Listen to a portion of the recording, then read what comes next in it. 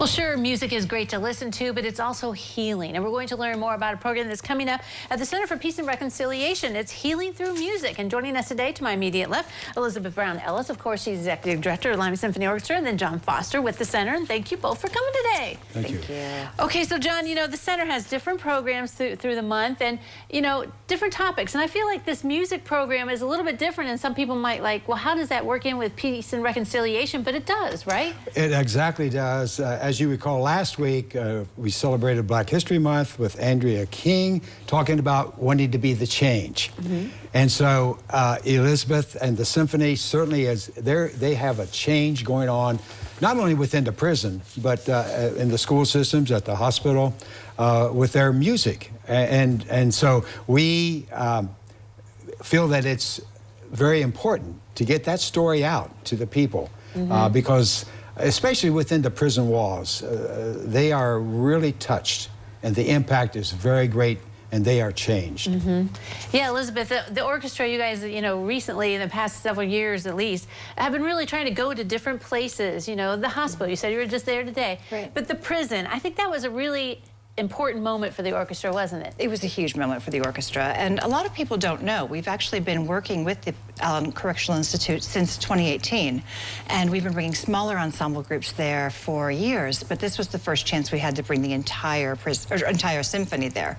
And that story got a lot of attention, and it was incredible, not only for the inmates, but for the entire orchestra. So many of our players have never been in the prison themselves, and for us to have that opportunity to bring all of our players and to have that kind of exposure, not only for the players but for the inmates themselves. I mean, everyone who goes in has been changed and has had this great impact, and it's such a wonderful story for us. It's such a wonderful experience, and you know, we are making this this commitment, and it's nice to be able to share that story not only with the Peace and Reconciliation Center but with the greater community, and to really get the story out. Yeah. Okay, so March 25th at 7 o'clock is when you'll have the program. And also, you have a special composer, which was part of this whole symphony being at the prison, right? So tell us about the guests with you to be speaking. Yes. Well, actually, Kevin Kohler, who was an inmate when this program started, he was an inmate at Allen Correctional Institution, and he saw a story that you all ran about our Healing Through Music program, which started with the hospital. And he saw it and went to the chaplain in the prison and said, do you think that we could get this Lima Symphony to come to the prison? And the chaplain called us and said, would you be interested? And we said, yes, absolutely. And Kevin composed a march while he was incarcerated. We actually had the opportunity to premiere that march at the prison this summer, and Kevin has since been paroled.